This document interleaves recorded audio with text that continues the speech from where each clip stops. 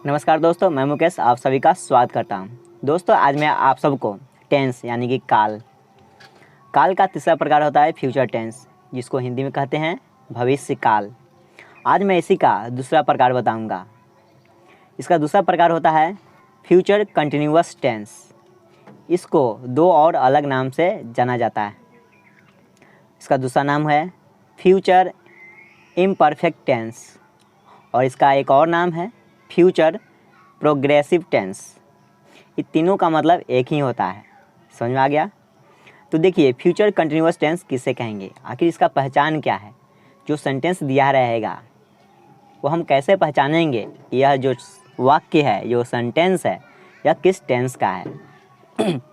तो देखिए, जिस हिंदी क्रिया के अंत में ता रहेगा, ती रहेगी, ते रहेंगे, ता रहूँगा इत्यादि लगा हो, उसे हम लोग फ्यूचर कंटिन्यूअस टेंस कहते हैं। समझ में आ गया? हिंदी क्रिया के अंत में क्या क्या लगा रहेगा? ता रहेगा, ती रहेगी, ते रहेंगे, ता रहूँगा, इस तरह के लगा रहे तो वह फ्यूचर कंटिन्यूअस टेंस में बनाया जाएगा या फ्यूचर कंटिन्यूअस टेंस उसे कहा जाएगा। यहाँ तक समझ में आ गया? तो अब आप लोग उदाहरण के जरिए समझिए। सबसे पहले हम लोग अफर्मेटिव सेंटेंस बनाते हैं, जिसका हिंदी मतलब होता है सकारात्मक वाक्य। ऐसा सेंटेंस या ऐसा वाक्य जिसमें न प्रश्न पूछा गया हो और न ही उस वाक्य में नहीं लगा हो। समझ में आ गया?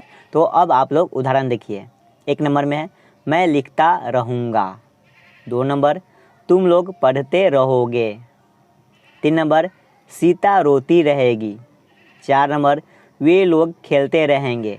इस तरह के वाक्य को, इस तरह के सेंटेंस को हम लोग अफर्मेटिव सेंटेंस कहते हैं फ्यूचर कंटिन्यूअस टेंस का।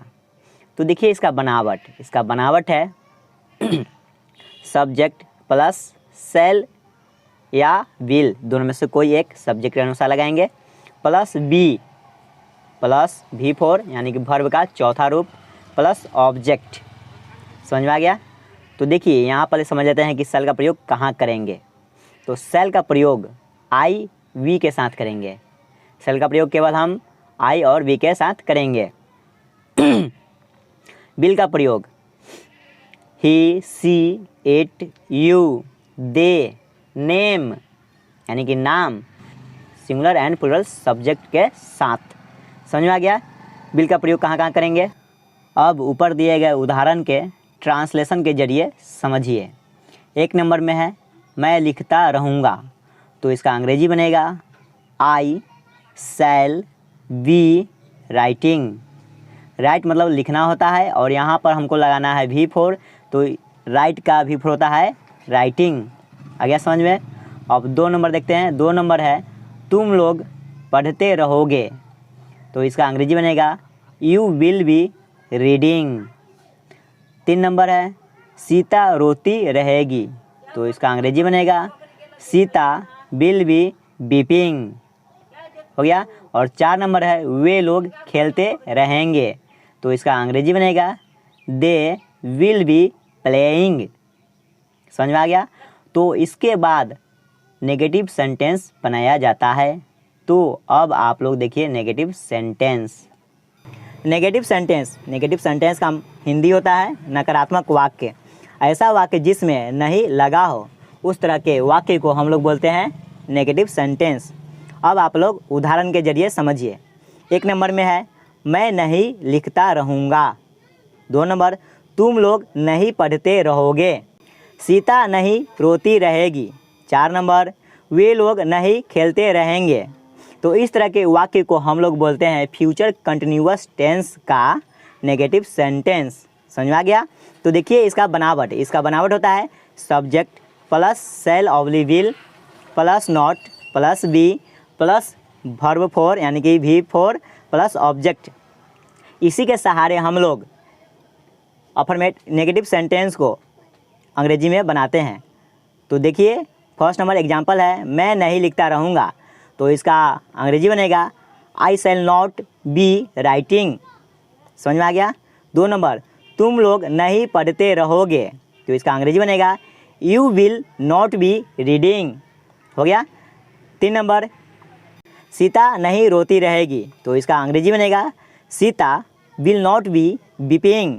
समझ में आ गया।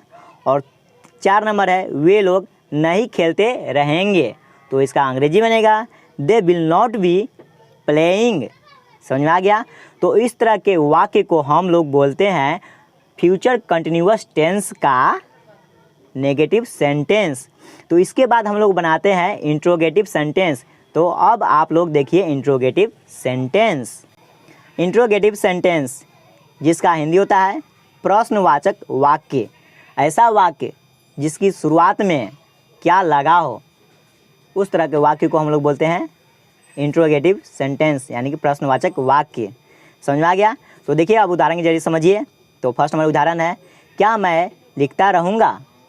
2 नंबर है क्या तुम लोग पढ़ते रहोगे।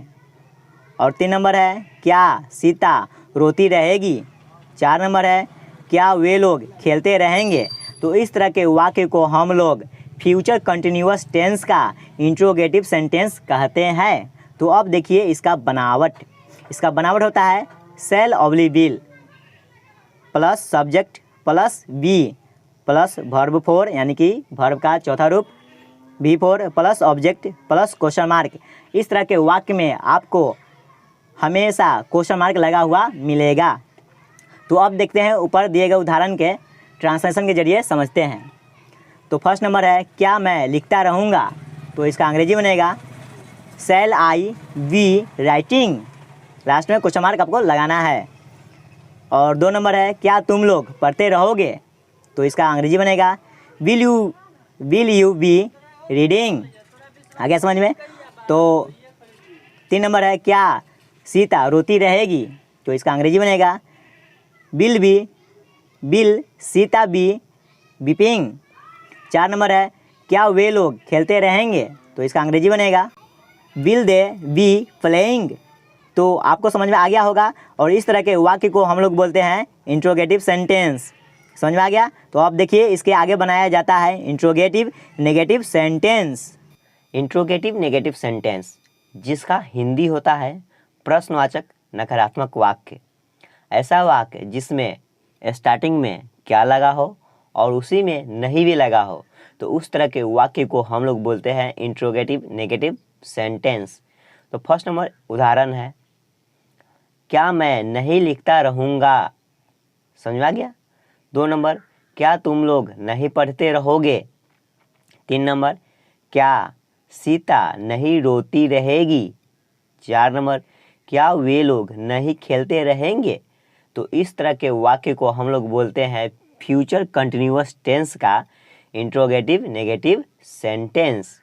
तो देखते हैं अब इसका बनावट। इसका बनावट है shall oblique will plus subject plus not plus be plus V4 plus object plus question mark, यानी कि आपको क्वेश्चन मार्क लगाना बहुत ज़रूरी है। हो गया। तो इसका उदाहरण के जरिए समझते हैं अब। फर्स्ट नंबर है क्या मैं नहीं लिखता रहूँगा, तो इसका अंग्रेजी बनेगा शैल आई नॉट बी राइटिंग। समझ में आ गया। 2 नंबर क्या तुम लोग नहीं पढ़ते रहोगे, तो इसका अंग्रेजी बनेगा will you not be reading. 3 number है क्या सीता नहीं रोती रहेगी, तो इसका अंग्रेजी बनेगा will Sita not be weeping. और 4 नंबर है क्या वे लोग नहीं खेलते रहेंगे, तो इसका अंग्रेजी बनेगा will they not be playing. तो इस तरह के वाक्य को हम लोग इसी तरह से बनाते हैं। तो इसके आगे बनाया जाता है WH फैमिली वाले सेंटेंस, जो कि इंट्रोगेटिव सेंटेंस के अंदर ही आता है, लेकिन मैं आप लोगों को समझाने के लिए इसको हमने अलग करके आपको बता रहा हूँ। समझ में आ गया। तो अब देखिए आप लोग WH फैमिली वाले क्वेश्चन। WH फैमिली प्रश्नवाचक, यह जो है इंट्रोगेटिव सेंटेंस के अंदर ही आता है, लेकिन मैं आप लोगों को अच्छे से समझाने के लिए इसको हमने अलग कर दिया है। तो इसको आप समझिए WH का मतलब क्या होता है। तो WH का मतलब होता है जैसे कि वाट, किसी भी सेंटेंस वाट, वेयर, क्यों, कब, कैसे लगा रहे etc। तो उसे हम लोग कहते हैं WH फैमिली वाले सेंटेंस। समझ में आ गया। तो देखिए फर्स्ट नंबर उदाहरण के जरिए आप लोग समझिए। फर्स्ट नंबर है मैं क्या लिखता रहूँगा, आ गया बीच में क्या लिखता रहूँगा। और दूसरा में है तुम लोग क्यों पढ़ते रहोगे। 3 नंबर सीता कैसे रोती रहेगी। 4 नंबर वे लोग कहाँ खेलते रहेंगे। समझ आ गया। तो इस तरह के सेंटेंस को हम लोग फ्यूचर कंटिन्यूअस टेंस का WH फैमिली वाला प्रश्न कहते हैं। तो देखिए इसका बनावट है WH फैमिली, यानी कि सबसे पहले आना चाहिए WH फैमिली में से कोई भी हो वह लिखाएगा प्लस शैल या will plus subject plus be plus V4 plus object plus question mark. समझ में आ गया। अब देखिए ऊपर दिए गए उदाहरण के ट्रांसलेशन के जरिए समझ लेते हैं। फर्स्ट नंबर है मैं क्या लिखता रहूँगा, तो क्या का इंग्लिश होता है वाट, तो वाट शैल आई बी राइटिंग। समझ में आ गया। 2 नंबर है तुम लोग क्यों पढ़ते रहोगे, तो क्यों का अंग्रेजी होता है why will you be reading. समझ में आ गया। और देखते हैं 3 नंबर सीता कैसे रोती रहेगी, तो कैसे का अंग्रेजी होता है हाउ, तो how will Sita be weeping. समझ में आ गया। और 4 नंबर है वे लोग कहाँ खेलते रहेंगे, तो इसका अंग्रेजी बनेगा वे लोग का होता है वेयर, तो where will they be playing. समझ में आ गया। तो अब देखिए इसके आगे बनाया जाता है WH फैमिली वाले नेगेटिव सेंटेंस। तो अब आप लोग नेगेटिव सेंटेंस के जरिए समझिए। WH फैमिली नेगेटिव यानी कि ऐसा वाक्य जिसमें कब क्यों कैसे लगा रहे और उसी सेंटेंस में नहीं भी लगा रहे, तो उस तरह के सेंटेंस को हम लोग बोलते हैं WH फैमिली वाले नेगेटिव सेंटेंस। समझ आ गया। तो अब आप लोग उदाहरण के जरिए समझिए। फर्स्ट नंबर में है मैं क्या नहीं लिखता रहूँगा, हो गया। 2 नंबर में है तुम लोग क्यों नहीं पढ़ते रहोगे। 3 नंबर में है सीता कैसे नहीं रोती रहेगी। 4 नंबर में है वे लोग कहाँ नहीं खेलते रहेंगे। आगे समझ में। तो अब आप देखिए इसका बनावट होता है WH फैमिली वाले पहले वाले सेंटेंस। सबसे पहले आएंगे WH वाले sentence plus shall oblique will plus subject plus not plus be plus V4 plus object plus question mark. समझ आ गया। तो अब देखिए ऊपर दिए गए उदाहरण के ट्रांसलेशन के जरिए समझ लेते हैं। तो फर्स्ट नंबर में है मैं क्या नहीं लिखता रहूँगा, तो इसका अंग्रेजी बनेगा what shell I not be writing, हो गया। और 2 नंबर में है तुम लोग क्यों नहीं पढ़ते रहोगे, तो इसका अंग्रेजी बनेगा why will you not be reading. आगे समझ में। तो और 3 नंबर में है सीता कैसे नहीं रोती रहेगी, तो इसका अंग्रेजी बनेगा how will Sita not be weeping, हो गया। और 4 नंबर में है वे लोग कहाँ नहीं खेलते रहेंगे, तो इसका अंग्रेजी बनेगा where will they not be playing. आगे समझ में। तो इसी तरह से फ्यूचर कंटिन्यूअस टेंस के WH फैमिली नेगेटिव सेंटेंस को बनाया जाता है। समझ में आ गया। तो अब आप लोगों से मिलेंगे नेक्स्ट वीडियो में, तब तक के लिए जय हिंद।